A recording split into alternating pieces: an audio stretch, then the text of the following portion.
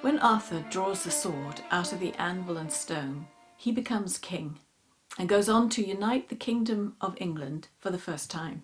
In part 2, I explored the symbol of the sword in the anvil and stone and explained that part of its meaning was about becoming free from or free within the conditionings from our past, so that we stay open to fresh insight, we keep growing, we don't get stuck. Characteristics that are fundamental to the ability to lead, whether as private individuals or world leaders. Arthur draws the sword out of the dense structures of stone and iron and brings renewal. He turns the conflict-ridden wasteland into a united kingdom.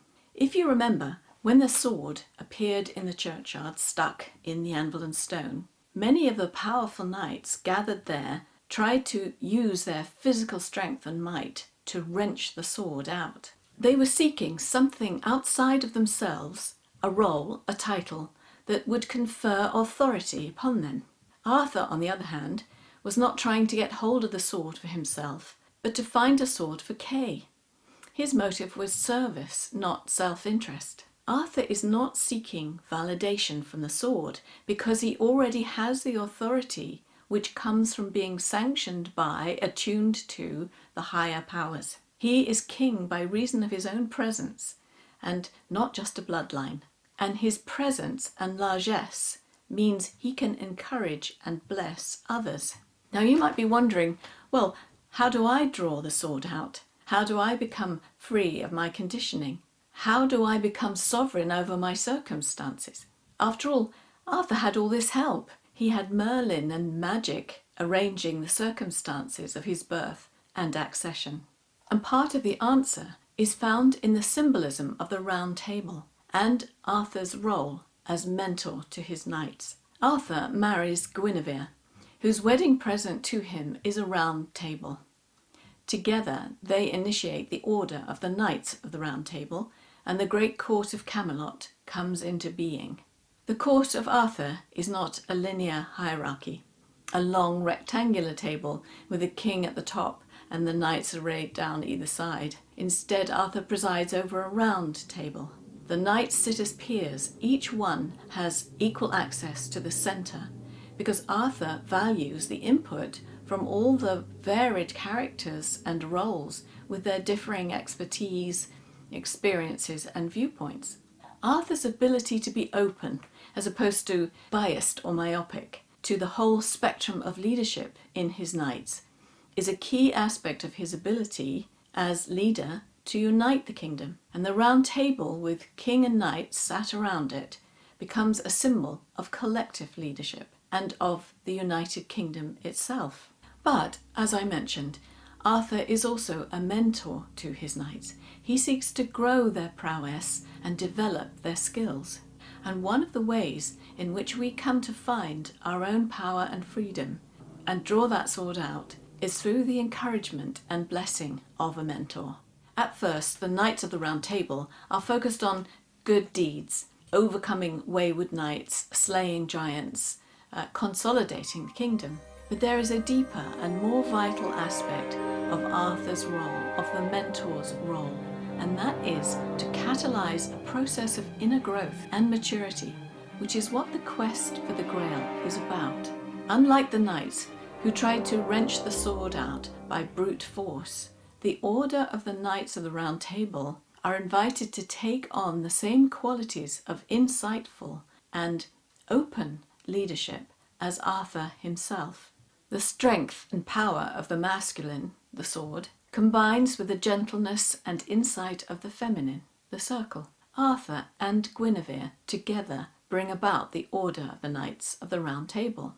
Here is a recognition in the myth that leadership is not about enforcing control over people, but about inspiring them. Probably all of us have had personal experiences of mentorship, supportive teachers, people whose skills inspired us in whatever craft or career we pursue, or a therapist who guides us through psychological anxieties. All of these relationships are aspects of mentorship, helping to grow us and our abilities.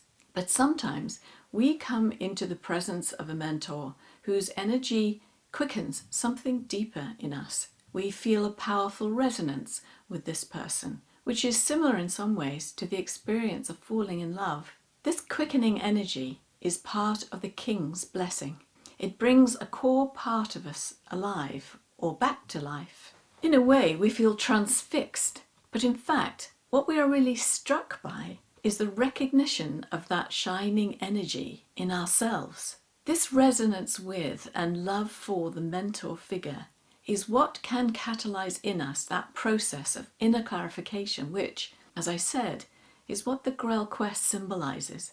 And part of this clarification will mean becoming weaned from that love for the mentor onto our own direct experience of that energy in ourselves. The willingness to shift from depending on a mentor to standing in our own strength was encouraged by Jesus himself when he said, "Henceforth I call you not servants, for the servant knoweth not what the Lord doeth, but I have called you friends." Being a friend instead of a servant implies that we understand the responsibilities of the leader and will shoulder our share of them. This sharing of responsibility is also what the roundness of King Arthur's table signifies: teamwork rather than followership.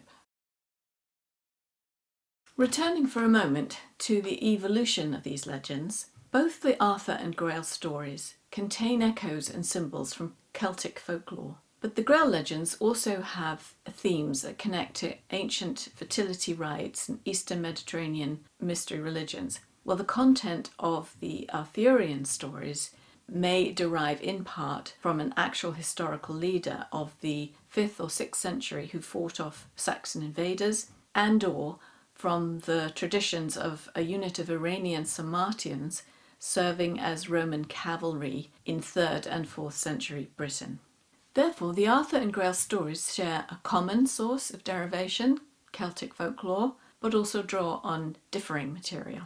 And interestingly, the many written versions divide roughly into the Arthur stories and the Grail stories, while at the same time, like a Celtic knot, they are entwined, so that the Grail story is in the background of the Arthur stories, while the Arthur story is in the background of the Grail stories. Now, of the multiple storylines associated with both these threads, most centre around the Arthur strand of the myth. Just to give an example, in my edition of Mallory's Le Morte d'Arthur, the text is divided into 8 major parts. The Quest for the Grail takes up only part 6. The other parts contain the main features of Arthur's early story that we've already touched on, his birth, Merlin, the Round Table, plus a multitude of other stories such as Tristram and Isolde, the arrival of Lancelot, the role of Morgan Le Fay, and the birth of Mordred. Some of these stories branch off from the main events, while others are more directly linked to Arthur. And what we have symbolized here in the very structure of a myth is the interplay of the individual